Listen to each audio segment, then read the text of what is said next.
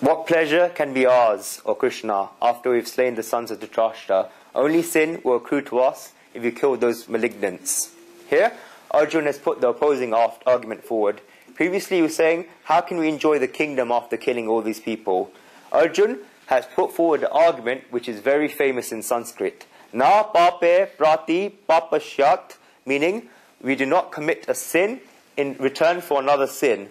Such a thought has been considered in ethics all the time. If a person has done wrong, then should we do something wrong to them in return? In this, Arjuna admits in verse 38 that his enemy has done wrong. So should he do wrong in return as well? The Kauravas did wrong. They stole the kingdom from the Pandavas. They stripped Draupadi and they gave Pandavas all these worries. So does that mean that the Pandavas should become like them? Should they commit these many sins? They tried to set the Pandavas on fire to try and kill them. So should Arjuna lift his bow to try and kill them? If so, should he stoop to their level? What would the Pandavas do by killing the Kauravas? Would they not become exactly like them? There's also a meaning. Arjuna uses the name Janardana for Sri Krishna. Janardana means destroyer of people. In chapter 11, verse 32, Krishna says, Kalosmi loka krutya krut pravada, meaning he has come to destroy all these people. Therefore, the Lord, he gives us birth, he maintains the world, and he's a destroyer as well.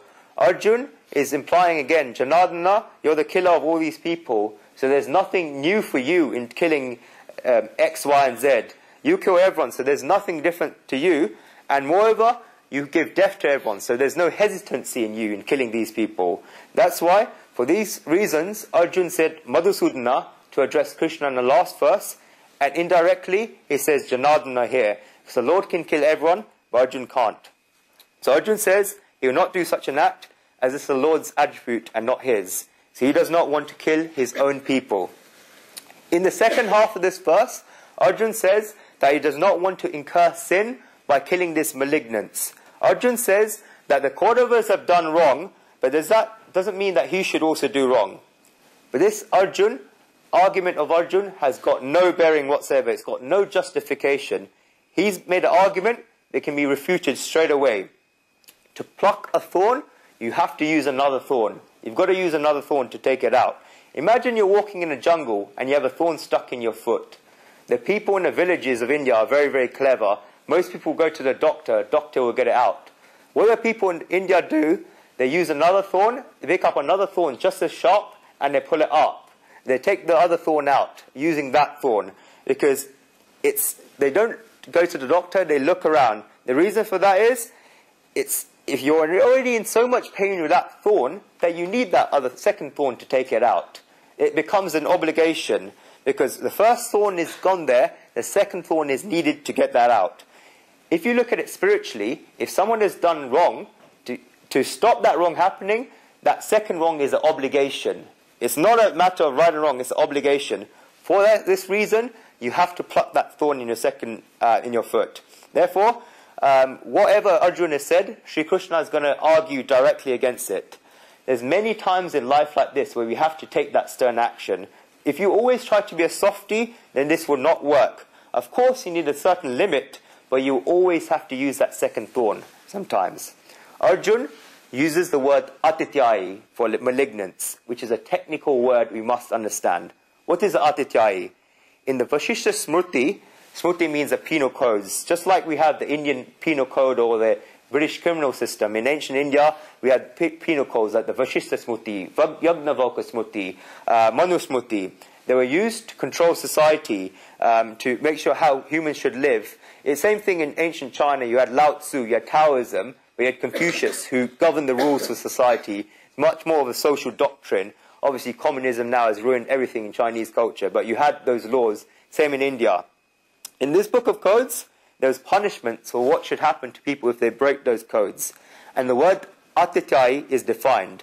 Agarnido garasteva shashtapani tanapaha kshetra paricha sharate atityai naha.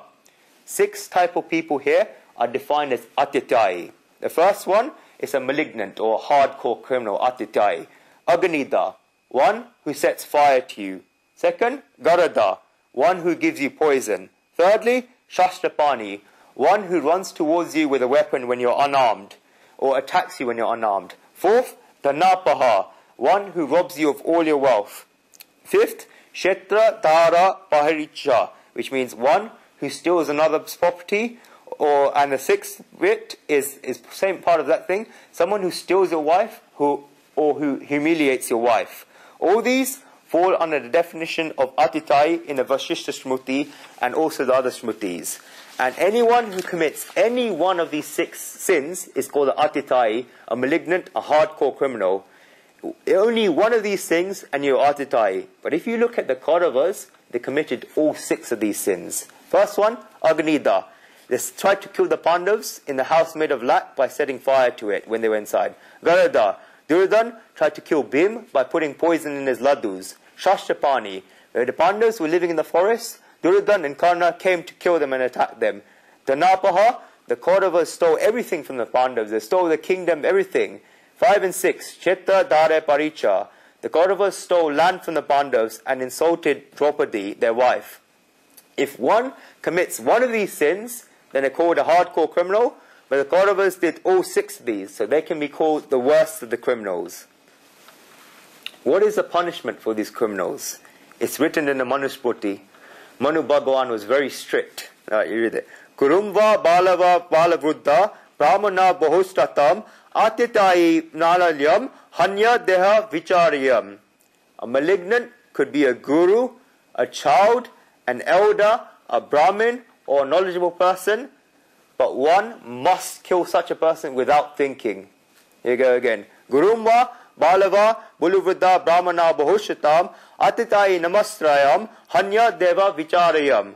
A malignant could be a guru, a child, an elder, a Brahmin, or knowledgeable person, but one must kill this malignant without thinking. This is what Manu Bhagavan says. This is the punishment for a malignant, and if you kill such a person, you will not incur any sin. Why? Because this person doesn't deserve to live. This is penal codes that are regulated by our gurus and our rishis who had attained God, knowledge of God. These penal codes never required any amendments like the US Constitution, amended so many times. Why? It's written by democracy. Everyone that says democracy is amazing is founded on the principles of utilitarianism. Utilitarianism is wrong because it says whatever the majority says is right. If the majority of people in society are thieves, they'll say stealing is right. If the majority of society are nightclub owners, they'll say there shouldn't be a day, it should be night all the time. The majority are not always night. Hi, Sonet. This is the criticism of democracy. And all those people in America, whatsoever, says democracy is amazing, gives equality, gives rights. In American history, democracy has been around for 200 years, never had a single female president. Same with all the countries. US, when it was founded, they had slaves. They had black people as slaves. Never had slavery in India. Not only that, in all the countries that had ancient Indian culture as their roots, India, Pakistan, Bangladesh, even Indonesia, they've all had a female president. Look at it. Indira Gandhi, Benazir Bhutto, Sheikh Hasina, and Mayawati in Indonesia. If people say, oh, democracy gives equality, all of this, point this out to them.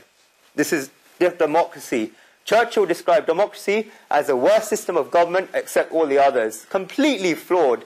A person turns 18 and he gets the right to vote. He doesn't even know how to look after himself, but he's choosing the government. He goes on the right, he still has the right to choose the government. It's not going to last. Okay? So I'm very passionate about this. Okay, verse 37.